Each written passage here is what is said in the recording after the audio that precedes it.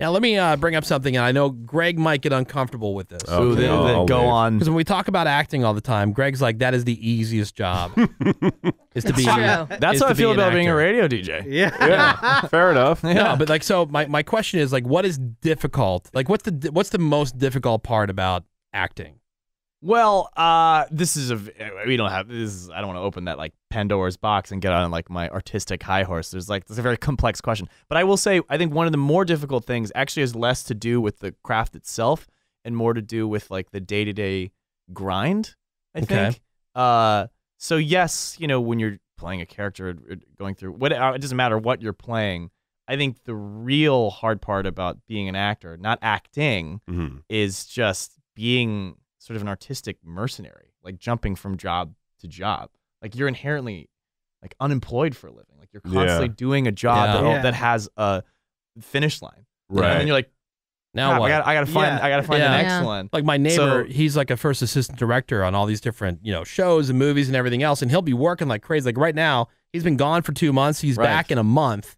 And then, like, what's next? Off to the next thing. Yeah, I mean, look, we wouldn't have it any other way. Like, that's a certain lifestyle that people like. Yeah, sure. Like, I love being a gypsy, but still, like that can be a little wearing, and also not like the unpredictability. Like, if you have a proverbial 9 to 5, like even though those might not necessarily be your specific hours, but like you just know what the thing is. There's a structure to it, as opposed to like being shooting in the middle of like someplace in some part of LA you've never even heard of until like 3 in the morning, and then got to get home and then be there the next day. But then on the way there, like, actually, you don't have to come. And you're like, oh, so that has nothing to do with like acting per se. But I think that really can wear on people. So, but I guess it's coming more from like what, Greg? It's like when they say we had a 12-hour day on set. Yeah, it comes from jealousy. Absolutely. Oh my God. And I've said that 1,000 times, but there was a time I was recently on a set and I thought all the actors seemed like they were in such a bad mood. And this guy that I know that was one of the PAs, he said, well, they've had like 12-hour days lately. And I thought, well, I mean, I'm just being honest. My first thought was, good thing they got $40 million in the bank, like poor baby. And they work, 3 months a year? Like, boo-hoo. Go tell that to the line cook at some random diner in the middle of nowhere. There's a lot of downtime on a set. Oh yeah, right? I also, like, what do you do in your downtime? Dude, honestly, like these like smartphones, man. Like I haven't heard.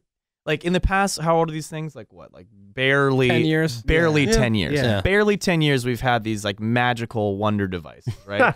I haven't heard someone earnestly tell me they were bored in like 10 years. Hang out with my kids. Anybody ever said they were bored? Yeah, maybe. Yeah. Well, they got these too. I know. And they're still learning. But I think of a certain age, if you say you're bored, it's like, what the is wrong with you? Yeah, you're choosing to be bored. You are choosing to be bored. You have like you have an oversaturation of stuff you can wrap your mind around to a problematic degree. So having said this, on set, like actually the other day when we were not the other day, it was years ago when we were on Glee. It was like last week. I just remember like the other day. Michael Malley, America's Michael Malley. He was. We were sitting there, and I forget who said it, but like all the kids and all the adults, everyone's on their phone, right? And somebody said, oh, "Look at us! We're all like on our phones, like no one's talking to each other." Back when I was shooting in these kids' age, I was like talking to everybody, and Michael Malley, the old wiser sage, goes, "What are you talking about, man? Like we found every excuse not to talk to each other. Like we had crossword puzzles, magazines. I'd read the paper. I would do anything not to talk to your ass." Like it's just evolved into newer like modes of like of distraction. And I was like, "Thank you, Mike, for being the voice of reason." So yeah, you do have a lot of downtime, but I love it. I sleep. A nap, it's great. Yeah. Oh, that sounds so good. And all the food. Food, it's like, come on, you're being spoiled. I'm with you. I'm of the mindset that like you're so pampered. Yeah, a lot of these things. And like, granted, look, everything's relative. Like, look, you guys have a job that I think you like, but like there are days where you're like, love it. Damn, like look, it's again relative. Yeah, to every day when the alarm goes off, we're getting up in the middle of the night to come in. Yeah, it's like a great job, but the hours like there's something that's terrible about every job. Right. I don't care what you do. Well, it's a job. Yeah, it's a job. That's how it works. It's like the tax on life. Yeah. Like, so that's the thing with acting. Like, and also they probably looked miserable, but they probably weren't that. I hope not. Miserable. I hope not.